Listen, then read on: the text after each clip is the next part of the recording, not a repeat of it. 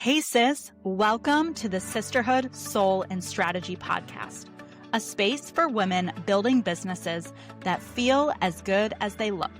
I'm Steph, a small town girl from Wisconsin with big dreams to positively impact the world.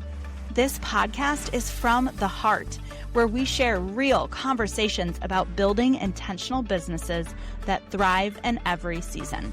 And the best part, we talk both soul and strategy, and we wrap it all up in sisterhood. Because let's be real, business is more fun in community. So no matter your age or stage of small business ownership, you stumbled upon this podcast for a reason. Now, let's get to the good stuff.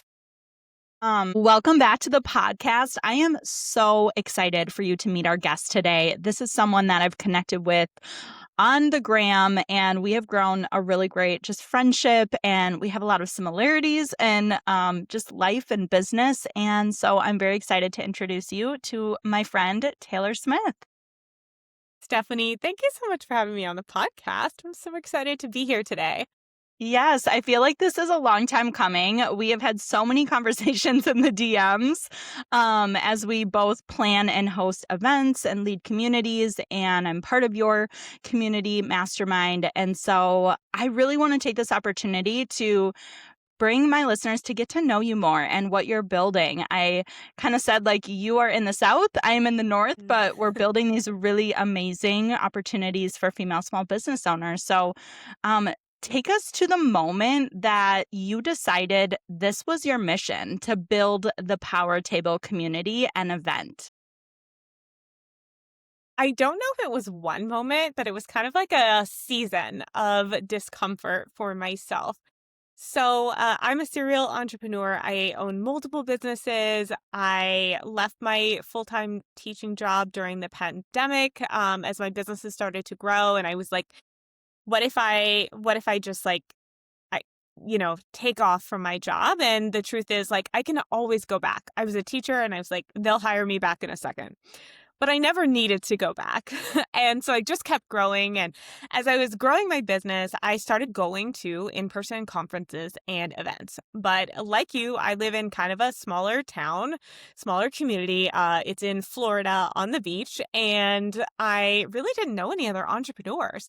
And so anytime that I was going to a conference or going to a networking event, typically I was traveling pretty far, a couple hours. I was booking a flight. I was always going to Scottsdale for these conferences and events, and I'd meet these incredible women. And then I would fly home after having these great conversations that just fueled me and gave me all these ideas. And I had built all these incredible connections. And then I would go home and I would never see them again. And at the time, I had been building an online community for actually a couple of years already. And I was sharing social media tips online and working, growing my podcast. But it just felt like there was kind of a missing component. And so I thought, well, you know what? After, I don't know, 3 to 6 months, this is the season of crying to my husband about how lonely I was every day and asking him every day if we could move for 6 months, and which people think that would be crazy because I live by the beach. Finally, I was like, you know what? I can't find this thing. Maybe I'm meant to create it. And so I started hosting meetups, networking meetups for women entrepreneurs at local coffee shops. And it was actually very difficult to get started growing my community. I hosted plenty of meetups where nobody showed up. And I was the only one there at the coffee shop. But I just kept going and really building those things side by side, like the online community and the in-person, and continuing to show up and be consistent, even when other people weren't fully bought in or brand aware. And eventually what started as coffee with a couple of women grew into coffee with a dozen women, which then grew into sold out events. And now the Power Table Live Conference, which hosts over 150 women every year here in Destin, Florida. Amazing. So it started with just this desire to build community locally. Mhm. And I had the same thought too, was like, why not me? Like, if I'm not finding what I want, then maybe it's because I'm meant to create it. And I just love that you continue to put yourself out there and build those connections, even when in the beginning it was small or no one showed up or one person showed up, because that makes all the difference. You put in the reps Mhm. and it has obviously paid off tenfold. And I just love to see your growth, and just like the rooms that you're building are so intentional. And I would say to that, you have been someone who has really changed your transformation as a business owner Mhm. by showing up, putting in the reps, and putting yourself in the right rooms and being visible. And you help other women entrepreneurs do just that to grow their business. So, what would even be some tips that you give to the woman who looks at maybe you and says, "Oh my gosh, Taylor, you're everywhere. You're doing all these things, but I can't do that." And you're an example of what is possible. So, what would be some of the first steps that you would give someone who is thinking that? Yeah. I mean, I do get this a lot. People tell me, like, my audience isn't as big as yours, or I don't know as many people, right? My network isn't big enough. I don't have as much experience. And I want to say, like, quite honestly, first of all, like, I see you, I feel you, because I have thought that for, many, many years. And including even to this day, we all find other people to compare ourselves to. And it's a habit that it can be so easy to slip into at every new stage of growth. When we look at the challenges, we also then question if we are capable of overcoming them, right? So when you're thinking about that, you're like, I think I might want to try building community, or I think I might want to be putting myself out there to grow my business, but I don't have what she has, whoever that person might be. I want you to know that, like, quite honestly, at the end of the day, having been in many, many successful, like, rooms full of successful 6, 7, 8-figure women in business, like, that's my circle now. The only thing that was different between me and them at those early stages is they just simply had more reps in, right? More time practicing, more time showing up, and they were really willing to do it and push through even when it's uncomfortable. So, from a very practical standpoint, you need a lot of reps and consistency. So that looks like a lot of content, or a lot of writing or podcasting, or a lot of practicing going to networking events and practicing how you introduce yourself. Don't be afraid to put in the reps and, like, do them imperfectly and uncomfortably. And looking at the smaller audiences, the smaller events, the smaller things that you do in your business as a gift. I just was Mhm. talking to one of my community members yesterday, and she was like, I am my own worst critic with my content. Like, I watched that video and I think that's really terrible, and it only got 40 views. And I said to her, like, but actually, what a gift it is to practice in front of only 40 viewers instead of Wow. thousands, right? Yeah. And what a gift it was for me to practice my intros and practice leading workshops when there were only 10 people in the room. And now I have to get on the stage and speak in front of hundreds. So Mm. recognizing that, like, that's the only difference between you and the people that you view as ahead of you, is they've just put in the reps, and there is no shortcut. Everyone has to go through that process. Yes. Okay. So good. Like, I want to dissect that even a little bit more, because, yes, they've put in the reps. They've shown up for the small rooms, right? I think too often we think we immediately need to like pitch ourselves to the large event or the big podcast. And we're honestly not ready for that. Like, we need to grow in our ability to speak. And I just said to my husband the other day, I was like, I really don't care if I go viral, because the internet can be a cruel place. Like, I would rather just reach the right people, right? Like, it doesn't Mhm. matter how many. And if you think about it, like 40 people, 40 views, 40 people in a room, that's a pretty decent sized room to be speaking to be putting in those reps. And I agree. Something I've noticed too, Taylor, is being in those rooms of other people who are making a lot of money. One of the biggest differences is just they believe in themselves. Mhm. Like, what a concept. If we just showed up Mhm. with that kind of self-belief of what is possible, we could be doing exactly what they're doing too. So I think it is just really comes down to like showing up, putting in the reps, and believing that just because they've done it doesn't mean that they're special. And really, anyway, they Mhm. just have the confidence to be able to go for it. And we can do that too. This is gonna sound like so maybe arrogant in a little bit of a lens, but I just walk into every room and I show up to everything in my business just assuming that people will say yes.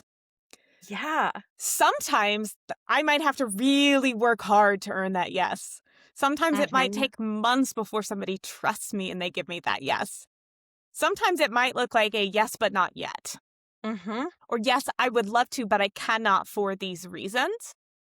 And I think most people make the mistake of walking into every room, showing up to any kind of opportunity in their business, assuming that they will get a no, so they never even make the ask in the first place. But I'm a little Yeah. bit delusional. Like you were saying, these people just have the self-belief, and I just assume people will say yes to me. It might not be right away, but eventually, yes, they will buy my offers. Yes, they will come to my event. Yes, they will invite me to speak on their stage. Might take a while, but I'm always going to assume that they'll say yes. I love that. Delusion is honestly, I think, something we all need to adopt more of for our business because, yes, like you don't know unless you ask. And yeah, you should show up in a room expecting to get some yeses and making those bold asks. And like you said, it might not be yes right now, but I think you and I are both in it for the long game. And that's another mindset we have to adopt as entrepreneurs is we're in it for ever, really, like, until we decide to be out of it. So, like, even if it's not a yes right now, it's not a no forever. So, having the willingness and the delusion to ask and put yourself out there. I love that. And speaking of like the long game and just like building legacy, I think that's something too where you are very intentional about how you're building your community, how you're building events. You talk a lot to leadership, not just entrepreneurs, but entrepreneurs that want to leave a legacy and want to be leaders for whether that's the next generation or maybe their team or whatever their mission and purpose is. And doing that, you've built not only your event, which we'll talk to as well, but I also want to touch on the awards that you recently created. Like you created the Power 100 Awards. Tell us a little bit about just your mission behind doing that and then the legacy that you want to leave behind. I For a long time, Power Table was really about like solving the need for community and the greatest problem that I ever had in my business, which was loneliness, right? Like making decisions in isolation, not having peers and support to push me farther, but also be in my corner when I lacked that self belief. But then over the past couple of years, as the community has really grown, I noticed a need beyond just community that we could meet. And that was the need for endorsements, third party validation, and putting recognition towards women who had built really high quality businesses, who had a proven track record and proven history of expertise, and women who were building these highly sustainable, highly flexible businesses that were built around their lifestyle, their family, their needs. And the fact that there weren't a lot of awards that actually even fit that type of business. And I felt like these women were flying, like many women in our community, were flying under the radar and they're not applying for awards. They're not applying for media features. They're not tapping into that third party validation, which is a key part of visibility and kind of that next level of leadership. You can't have leadership without recognition. Um, and they weren't tapping into that because there aren't a lot of things that they felt were for them in a sense, or that their business didn't fit the award applications or the requirements. And it wasn't because they weren't highly skilled, highly experienced, highly capable. So I originally thought we were actually a few years out from creating these awards, to be quite honest. And then I realized like one day I was like, the problem is just right in front of me and we can be part of the solution. Mhm. So I went on to create the awards. We have 5 categories, and they range from things like innovator to community builder to operational excellence. And they're really for the woman who's like, I don't necessarily need to scale to seek out venture capitalists, or I'm not interested in scaling to, $100 million and exiting, but rather if my business makes me $85,000 a year and I can stay at home and with my kids and homeschool my kids, like I've met every single one of my success metrics. Mm. And that type of business absolutely deserves award and recognition for the founder, for the leader, but also so that they can show their clients like, hey, we have met parameters of excellence from a outside third party that is willing to endorse us. And I've recognized that not only were we able to meet that need, but that's kind of like the next level of growth for the Power Table is like building beyond just community and into an event and media company so that we can provide these additional visibility opportunities for these types of women. And of course, we have many different 6 and 7 figure business owners beyond. This isn't to say that our average entrepreneur only makes $85,000, but just to give an example of like, we saw this need and we know that it's actually a solvable problem that we can help be a part of that solution. Yes, I love that. And I have seen that myself. It's like the only awards locally are all popularity contests, Hmm. just voted on by who knows this business most and not to say there's no, credit to those things, Yeah. but I also felt like, you work for a corporation or you work inside of a company and they have all kinds of awards, but as a solopreneur, maybe you're not going Hmm. to give yourself an award.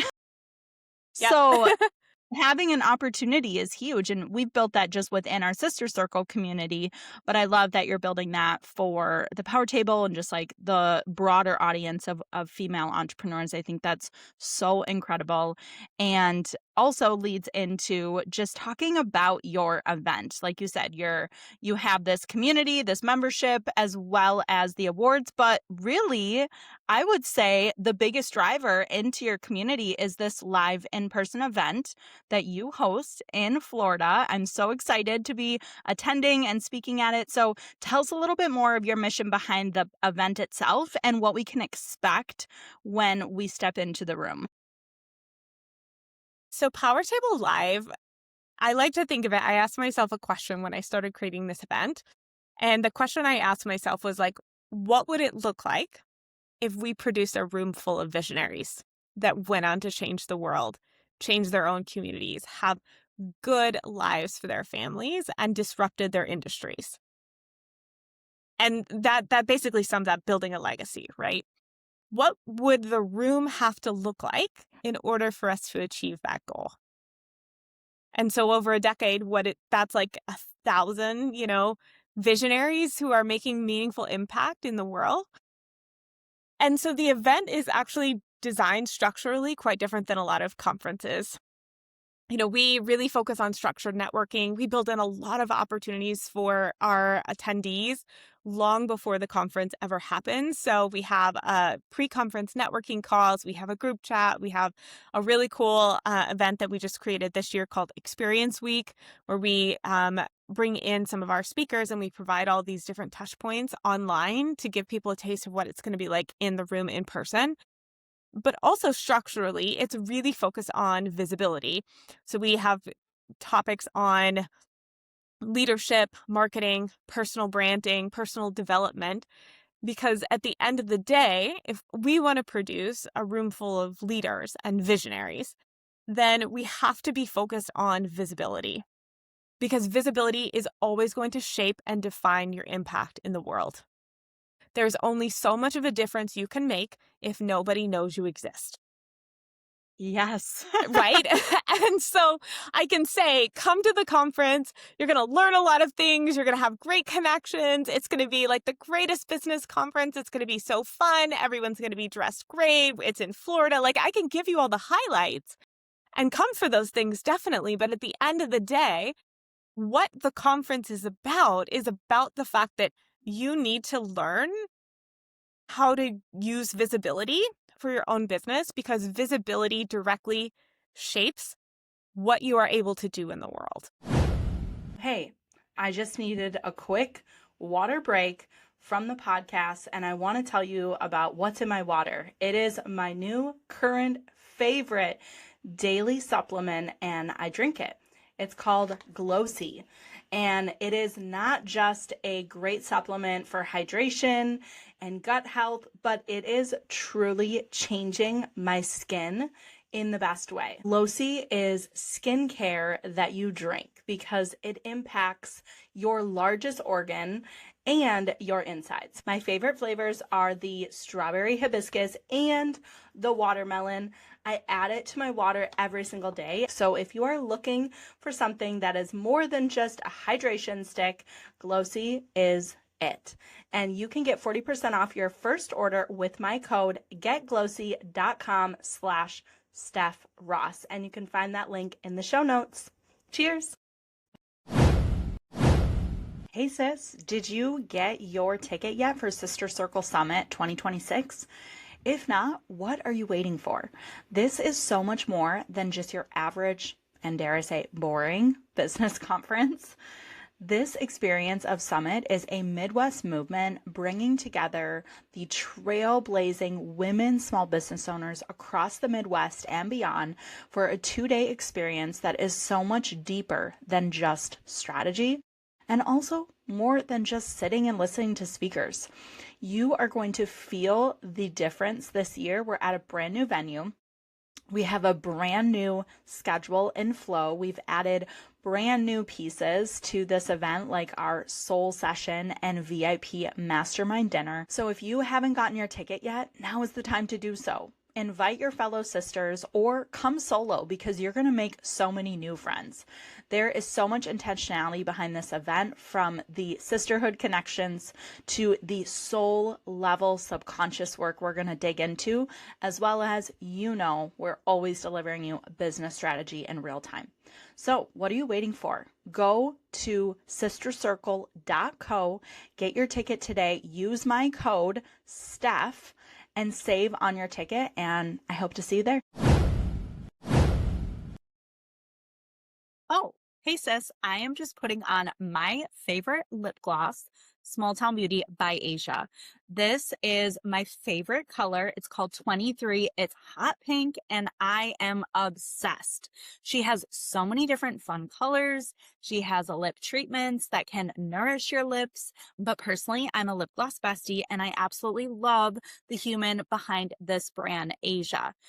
Her mission and vision is to make sure that just because we live in a small town doesn't mean we can't have incredible products like this lip gloss. So if you are a small town girly who loves a good lip gloss, you need to check out Small Town Beauty by Asia, and you can use my code to save $5 at checkout.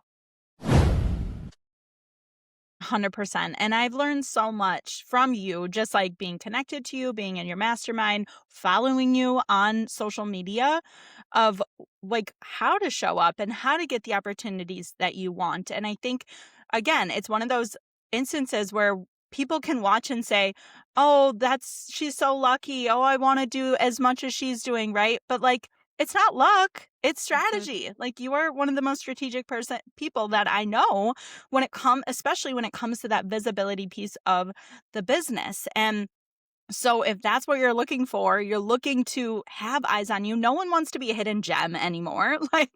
You want people to know about you. That's how you make the impact that you're trying to make in your business. And it also requires you to show up differently. And so I would say too, like, if you are ready for that just next level identity, right? And the boost in confidence that is required to be uncomfortable and get yourself in rooms. Like, even I'm a little nervous. I'm traveling by myself. I know people that I've met virtually and maybe a few people in person that I've seen, but it's also pushing me outside of my comfort zone to get in a new room and meet new people. And that's good for everyone. So I think it's just one of those things where if we want that sort of visibility, we want that kind of business growth, we have to push our own comfort zone. And getting in a room like the Power Table is going to do just that. You will not leave the same person. I can say that quite honestly, because I think when people come to a conference like this, they recognize, like, they've already made the choice to invest in themselves. They've already decided, I'm willing to be uncomfortable for my long-term goals, for my long-term growth. And we have really cool stats and data to back it up. I always like to say, like, I love to show data. I love to be transparent as a leader. So our average attendee last year more than quadrupled their ticket investment. They walked away with 2 to 3 speaking and podcast invites. They walked away with a minimum of 10 new friends and connections, 5 referral partners. Like, I collect that data because I actually want to be able to show people, like, when you do the thing uncomfortable and do it scared and do it anyway, the universe rewards you for that. And we've also, like, structurally set things up to ensure that that happens for the people who have taken the time to invest in our room. Because, I mean, I've talked about this quite a bit in my own content, but like, anytime that somebody's attending an in-person event, it's a sacrifice in some other area of their life. Like, you're a new mom, like, you're taking time away, like, it's a sacrifice for your family, for your revenue, for your other goals, because you're putting time into this goal. And I want to hold that sacrifice and that investment someone makes with so much responsibility and care. And I do that in a way that basically, I want to make sure that they get what they came for and so far beyond that. 100%. And that's the pressure that we feel, right, as Hmm. event hosts.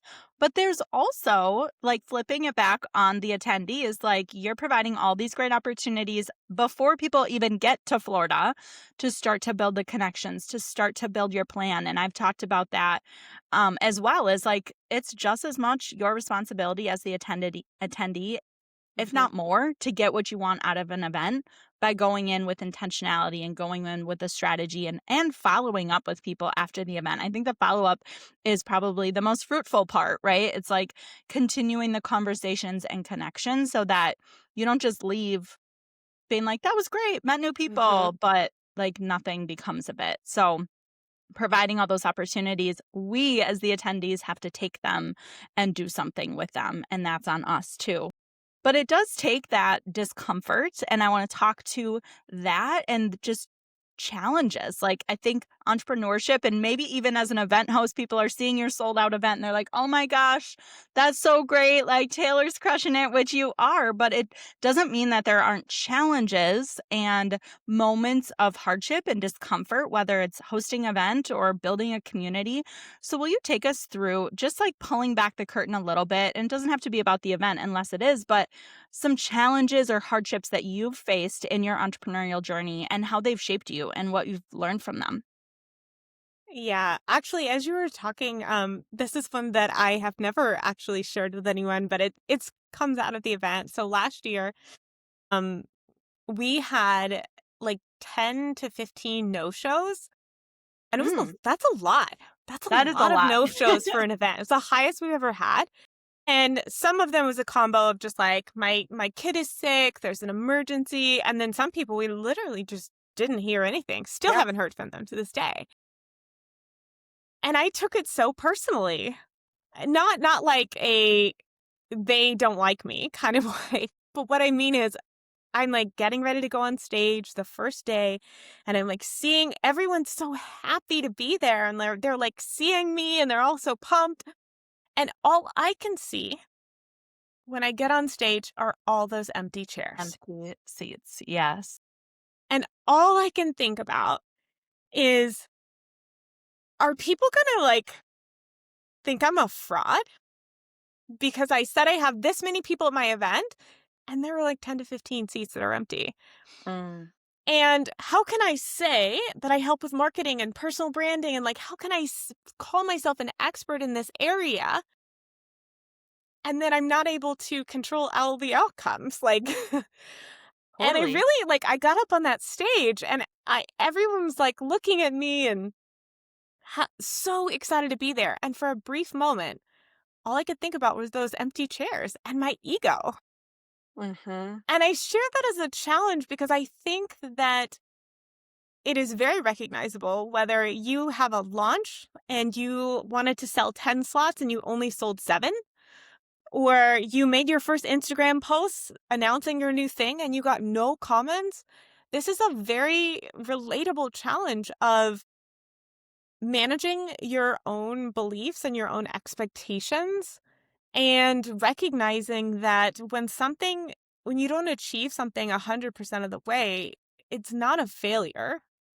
and you can still absolutely celebrate that, right? So I realized that when I was standing on that stage, I was like, wait a second, there are 15 empty seats, but all of the others are full. Look at all of these Mhm. other people here who made the commitment, and they're excited to be here, and they're ready to learn, and they are here because they believe that I can help them, and they believe in the mission, and we're value aligned with Power Table. And what a disservice I'm doing to myself and to them if I fixate on what didn't happen rather than what did.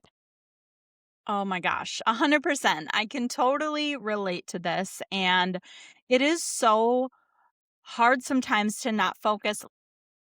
Everyone could say, this is the best event I've ever been to, and I loved it, and I learned so much. And then one person has some feedback, right?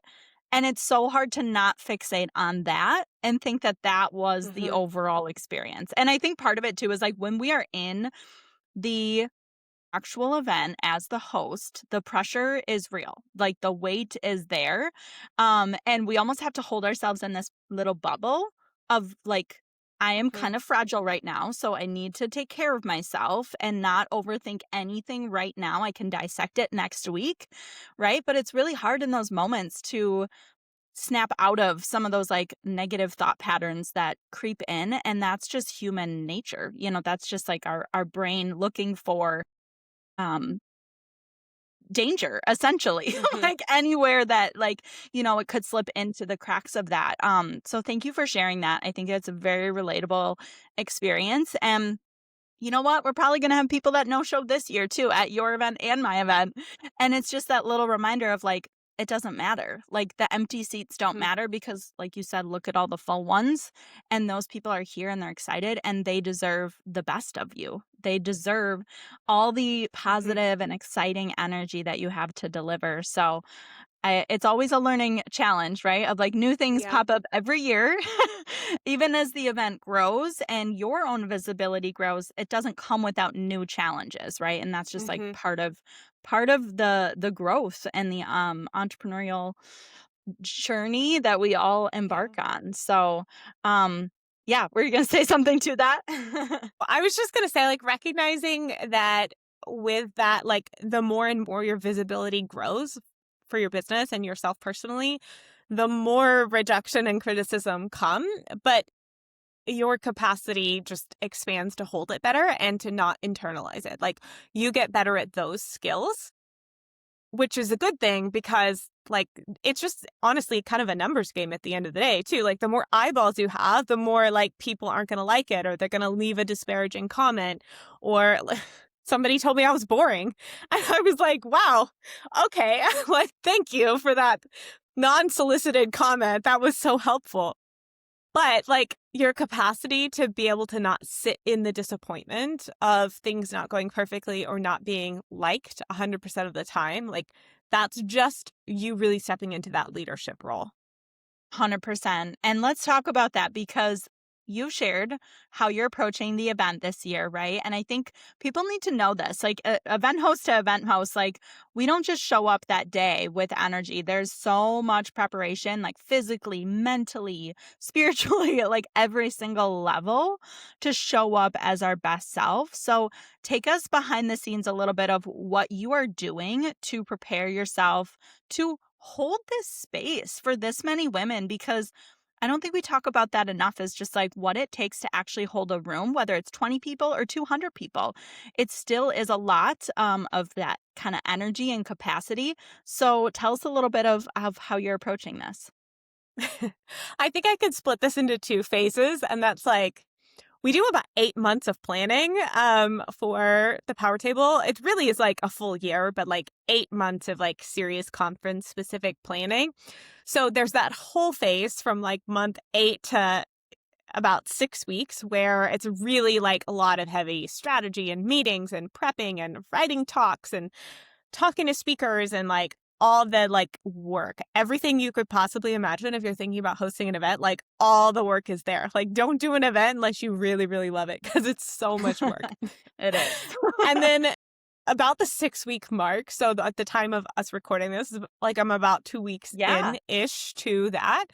I really shift my focus And by this point, I have like most of that content planning work and conference planning work done. And I shift more to focusing on my job is me now from this point on. So that's like trying to put myself in like a lower stimulating environment. Yep. So like for example, I don't have any social media like notifications on my phone. I actually have no notifications on my phone with the exception Mhm. of text and phone calls. And I check my emails and my social media once a day in general. I might pop on occasionally if I'm posting content, but in general, like I respond to things once a day and that's it. I practice my keynotes every single day. I go on a 3 mile walk every day and I make sure like I'm working out every day. I'm eating healthy. Like I do since January. This might sound like kind of extreme to people, but since January, I've done no wheat, no cheese, no dairy, no alcohol, like because I Yep. want to be the best version of me when I step on that stage. And I need every bit of like physical and emotional and mental capacity to hold a room that big.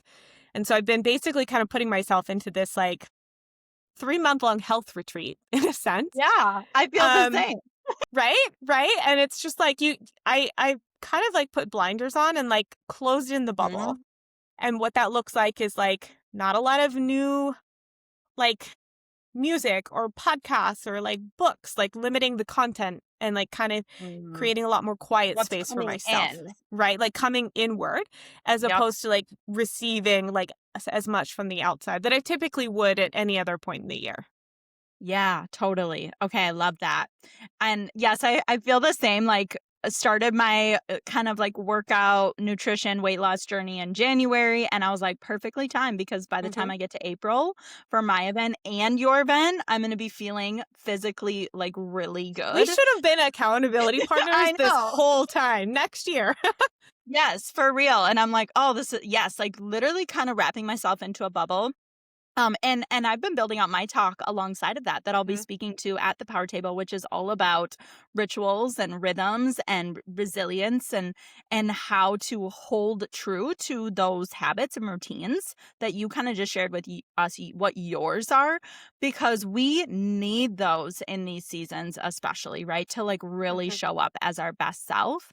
And yeah, I think it's funny because I think most people think the prep is like building our content and, getting people in the room and like, yes, we do that and we've done most of that by now, but those like 4 to 6 weeks out are just like it's like go time. It's like my husband fights MMA, right? It's like fight camp, you're like narrowed yep, in. Like now's the time to like really hone in. I don't need to take in new information. I don't need to go expend my energy at a bunch of other events. Like I really need to mhm, kind of like zero it in. And I feel that same way. So thank you for sharing that because I feel like it's probably not what most people think we're doing.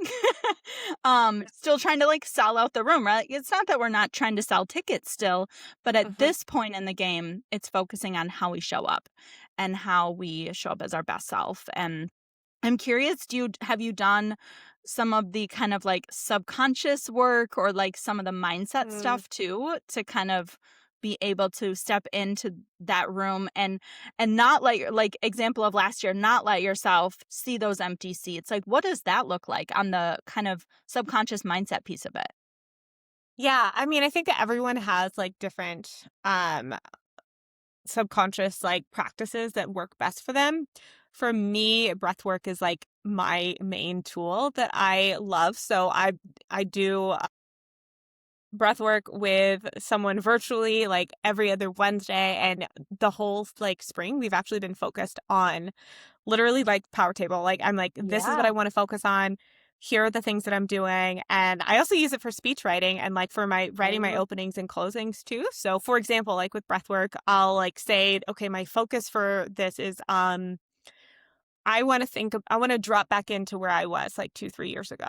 Because what I was feeling then is what I know people are going to be feeling when they step into the room. The nerves, not sure if I belong, like trying to be able to tap into those emotions for when I need them, but then also Mm. separating myself out and like being really observant of the growth. Another thing that I've been really focused on in breathwork recently was like kind of reminding myself that my experience of Power Table Live gets to be different than the attendee experience. And in a sense, like for the long-term health of the event and the business and the brand, my experience in a sense kind of can be more important really at the end of the day. Not because the Yes. attendees aren't important, but like if I don't take care of me, if I don't prioritize me, and if I don't give myself those mantras I need to say to myself and like get myself into like the right mindset and state of being, this doesn't last. And as a leader, my people need me to not show up as the burnt out, frazzled, like anxious version of me. They need the best version of me. Oh, so good. And I feel this on so many levels. I've questioned myself every year. It was like, do I keep building my own event? And Hmm. this year, I really put my foot down of like, it has to be fun. It has to be fun. I have to Hmm. enjoy not just showing up that day and enjoying the actual experience of it, but I actually have to enjoy the process of planning because otherwise it is not worth it. Like it is too much Hmm. work and stress for it to not be fun and enjoyable. And yes, there are going to always be hard parts of it, but I love that you said that. It's like, yeah, our own experience needs to be as the priority. And I've gone through 5 years of my event where I get a massive migraine by the end of the day Mm, because I prioritize everyone else's experience and I just people pleased all day long to the yeah. point where I wasn't even listening to my own body be like, you need a break. You go Yeah. step outside, go do some just 5 minutes of walking and resting. That's where it's like I'm approaching this year so different. Like Hmm. my measure of success the year will be getting through the whole thing without a migraine. And I'll do that just like super intentionally by prioritizing myself and my health over pleasing everyone there because guess what? They're going to have a great time anyways, right? Like you've built an incredible room of people. It's not your sole responsibility to make sure they have a great time. You have all these amazing people in the room. You have your team hosting the event with you. I mean, they're Hmm. there to support everyone too. So I think the more that we like take that weight off of ourselves and actually get to enjoy our own event, the bigger it's going to build and the more longevity it's going to have because it's not this like massive lift that you have to do every year. It just starts to grow itself because of the way that you show up. Yeah. And I think this is an applicable lesson to every type of business, right? Whether you have a brick and mortar or you're a coach, like it has to work for you in order for it to work long term. Like we can tolerate a lot of things for a short amount of time. Right. Like if you, like I used to host coaching calls in the evening because like people in my audience asked for it. And like I did it for a short amount of time, but I hate evening calls. Like I don't Me like too. having calls in the evening when I need to make dinner. Then I'm Yeah. up super late because I'm so wired from the call that I Yeah. can't come down from it. And so I think regardless of like what your business is, you might be willing to do those things in the short term to get the results, to get going. But then that next phase of leadership looks like you've got to make sure that you are prioritizing the process and you actually enjoy the process because if you don't, you will simply burn it down at some point. Like it's inevitable. But the good news is that doesn't have to be the choice. If you put in the time to really reflect on what do I want it to be? How am I showing up as my best, right? Like what's my working genius? What are my zones of genius that really make it a good outcome for not just the clients in the community, but also for me? Yes, absolutely. It's such a great lesson. And yeah, like we can endure stressful, chaotic times for a Hmm. period, but not long term. And I think what you and I are both about is that sustainability. Like I said in the beginning of the podcast, we are in it for the long haul. And if that's your mindset, you cannot burn yourself out. You have to figure out a way to do it and build your business in a way that makes sense for your current season that you're in and your long-term goals and strategies. So I love this conversation. It's been so great to just like chat with you, and hopefully people are enjoying sharing behind the scenes of what it looks like to host an event and lead a community and really stepping into that next level leadership. Before we close out though, like I would just love to know, because we've talked pretty much all about business and community and things, but I know there's so much more to life and business. So who is Taylor beyond your businesses, beyond your titles? What do you like to do? Like, what fills up your cup? I just play a lot of pickleball. I know that. If you guys don't know that about me, it's my whole identity. I just play pickleball. No, but beyond that, I really enjoy things that I get to like push the limits like of what I think I'm capable of. And I think that works really well in entrepreneurship, but I also think I just tend to do hobbies that, you know, uh have the same kind of result, like pickleball, paddle boarding. I live in Florida, so we spend as much of our time outside. Like, I just love hanging out with my family. We do a lot of like very relaxed outdoor activities like walks, paddle boarding, kayaking, just making the most of the beautiful weather here. And I really think that, the beauty of entrepreneurship is like we get to create the life that we want. And that looks different for everybody. And I feel so grateful to be able to get to make that choice in the first place, because not everybody gets that choice in the world. And I feel so much gratitude for being in a place where I get to choose to build a flexible business and I get to choose how to spend my time freely outside of the business. Yes, I love that. And another similarity that we have is like you were a teacher. I was going to Mm, school to be a history teacher. yeah. And how beautiful that like you still get to teach. You're a teacher at heart. Hmm. You get to teach, but now you get to teach things that you want to every single day and make this like incredible impact on other people's lives and businesses. And I just think that people that are teachers at heart will find a way to teach whatever it is that they want. Even if you have Fortunately, to I build have a no room. papers to grade anymore. So that like still the Yes. same skill set, no papers. Yes, I love it. Well, thank you so much for just coming on the podcast. You've stepped inside our Sister Circle community and guest taught for our membership. And I just really appreciate your friendship and just everything that you are building and how supportive you've been for me too. So where can we find you, Taylor? How can we learn more about you and the Power Table event and community? Well, if you look pretty much anywhere, Instagram, our podcast, website, it's allthepowertable.co or the Power Table podcast. If you're a podcast girly, I would love for you to come over and listen to the podcast. And for me personally, you can find me on Instagram or LinkedIn at Taylor Smith Online. And my DMs are always open if you want to chat about the conference or anything else. I'm always happy to chat. I love it. Thank you so much, Taylor. And listeners, until next time, keep building your business with intentionality. Hey, sis, if this episode spoke to you, make sure you're subscribed so you don't miss our weekly conversations that drop every Monday. And would you share this with a fellow sister that needs to hear this message too? If you're craving sisterhood, soul, and strategy in action, I'd love for you to step inside our Sister Circle community, where we gather, grow, and build intentional businesses together in real life and real time. I promise, business is more fun in sisterhood. Until next time, keep leading with soul, honoring your season, and don't forget, I'm always cheering for you.